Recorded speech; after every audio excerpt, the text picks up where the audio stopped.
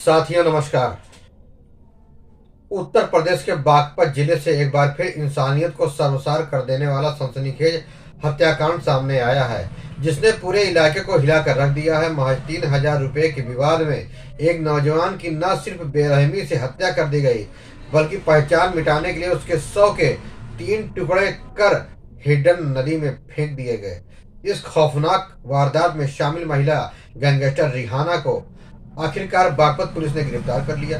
लंबे समय से फरार चल रही रिहाना पर गैंगस्टर एक्ट के तहत भी कार्रवाई की जा चुकी थी। यह पूरा मामला 15 फरवरी 2025 का है, जब छपरौली थाना क्षेत्र में फैसल नाम के युवक के लापता होने की खबर सामने आई।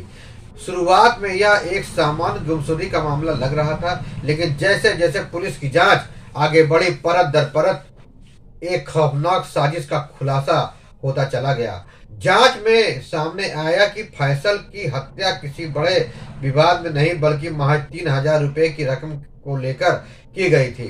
दरअसल फैसल और परवेज कुरैशी के बीच पैसों का लेन देन था। परवेज ने फैसल से कुछ पैसे उधार लिए थे, जिनमें 3,000 रुपए बचे हुए थे। फैसल लगातार अपने पैसे वापस मांग रहा था, जिससे परवेज बौखला गया। यही छोटी सी रकम धीरे धीरे एक खूनी साजिश में बदल गई।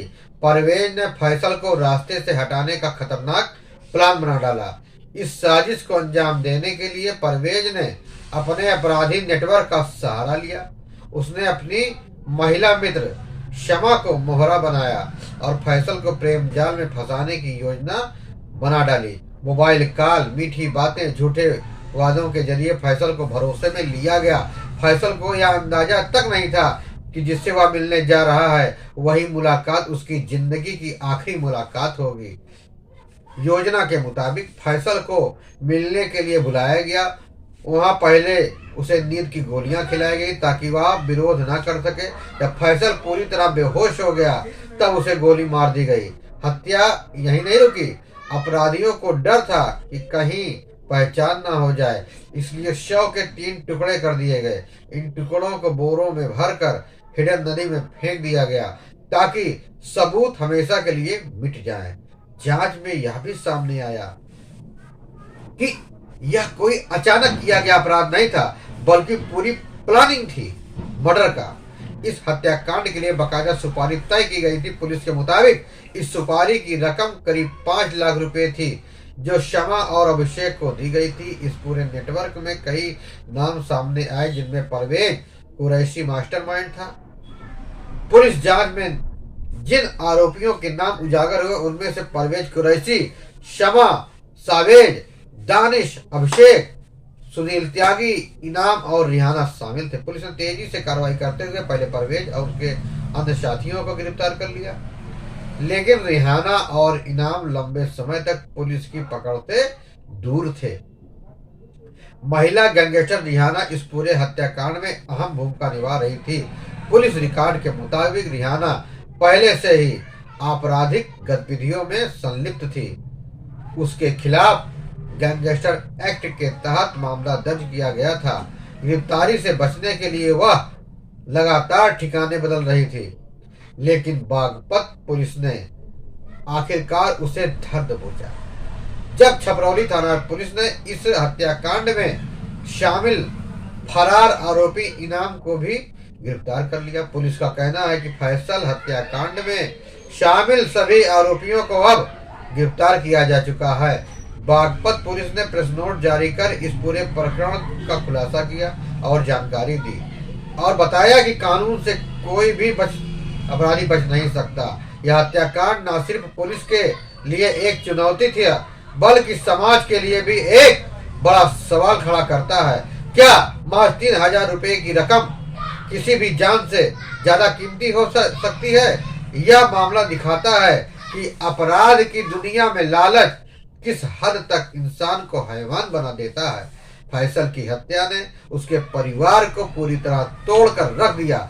जिस युवक ने अपने पैसे मांगे, उसी की कीमत उसे जान देकर चुकानी पड़ी। आज उसके परिवार को सिर्फ इंसाफ का इंतजार है। पुलिस का दावा है कि सभी आरोपियों की गिरफ्तारी के बाद अब अदालत में मजबूत चार्जशीट पेश की जाएगी। बागपत पुलिस की इस कार्रवाई को बड़ी सफलता माना जा रहा है। लंबे समय से फरार महिला गैंगस्टर की गिरफ्तारी से साफ है कि अपराधी चाहे कितना भी शातिर क्यों ना हो, कानून से बड़ा कोई नहीं है। कानून के हाथ लंबे होते हैं। यह मामला आने वाले समय में अपराधियों के लिए एक कड़ा संदेश भी होगा। फिलहाल आरोपी पुलिस हिरासत में है और उनसे पूछताछ जारी है। पुलिस इस हत्याकांड से जुड़े हर पहलू की गहराई से जांच कर रही है ताकि किसी भी स्तर पर कोई चूक ना होने पाए। अब देखना यह होगा कि अदालत इस खौफनाक हत्याकांड में दोषियों को क्या सजा सुनाती है। यह था बागपत के सनसनीखेज फैसल हत्याकांड का पूरा ओवरऑल विवरण, जिसने एक बार फिर साबित कर दिया कि लालच, अपराध और साजिश जब एक साथ मिलते हैं तो नतीजा कितना भयावह हो सकता है। फैसल हत्याकांड सिर्फ एक अपराध की कहानी नहीं है, बल्कि यह हमारे समाज के उस काले चेहरे को उजागर करता है जहां मामूली पैसों का लालच इंसान को हैवान बना देता है। महज 30,000 रुपए के विवाद ने जिस तरह एक सुनियोजित और निर्मम हत्या का रूप ले लिया, उससे कानून व्यवस्था और सामाजिक मूल्यों पर गंभीर सवाल खड़े होते हैं। जिस फैसल ने अपनी ही पैसे मांगे, उसी को गोली मार दी गई, फिर पहचान मिटाने के लिए उसके 100 के 3 टुकड़े कर नदी में फेंक दिए गए। यह क्रूरता बताती है कि अपराधियों के दिल में इंसानियत नाम की कोई चीज नहीं थी। इस पूरे मामले में महिला गैंगस्टर रिहाना की गिरफ्तारी पुलिस के लिए एक अहम कड़ी है, लेकिन यह भी सच है कि ऐसे अपराध एक दिन में नहीं पनपते। यह गैंग, यह साजिश और यह खौफनाक सोच लंबे समय से तैयार हो रही थी। प्रेम जाल, सुपारी, किलिंग और सबूत मिटाने की पूरी योजना यह साबित करती है कि अपराध अब सिर्फ गुस्से में नहीं बल्कि ठंडे दिमाग से किया जा रहा है। बागपत पुलिस ने सभी आरोपियों को गिरफ्तार कर यह संदेश दिया है कि अपराधी चाहे कितना भी शातिर और बड़ा क्यों ना हो, कानून से कोई बच नहीं सकता है। गैंगस्टर एक्ट के तहत की गई कार्रवाई आने वाले समय में ऐसे तत्वों के लिए एक कड़ा संदेश साबित होगी, लेकिन इसके साथ ही समाज को भी आत्ममंथन करने की जरूरत है कि आखिर क्यों छोटी छोटी बातों पर इंसानी जान की कीमत शून्य होती जा रही है। फैसल के परिवार के लिए यह गिरफ्तारी सिर्फ एक कानूनी कार्रवाई नहीं बल्कि इंसाफ की पहली किरण है। हालांकि कोई भी सजा उसके बेटे को वापस नहीं ला सकती, लेकिन दोषियों को कड़ी से कड़ी सजा मिलना ही उसकी आत्मा को सच्ची श्रद्धांजलि होगी। यह मामला उन सभी लोगों के लिए चेतावनी है जो यह सोचते हैं कि पैसा, ताकत और गैंग किसी को कानून से ऊपर बना सकता है। अंत में यही कहा जा सकता है कि फैसल हत्याकांड हमें झकझोर कर यह याद दिलाता है कि अगर समय रहते लालच, अपराध और गलत संगत पर लगाम नहीं लगाई गई तो समाज में ऐसे खौफनाक घटनाएं बार बार दोहराती जाएंगी। कानून का डर और इंसानियत की समझ ही ऐसे अपराधों को रोक लगा सकती है।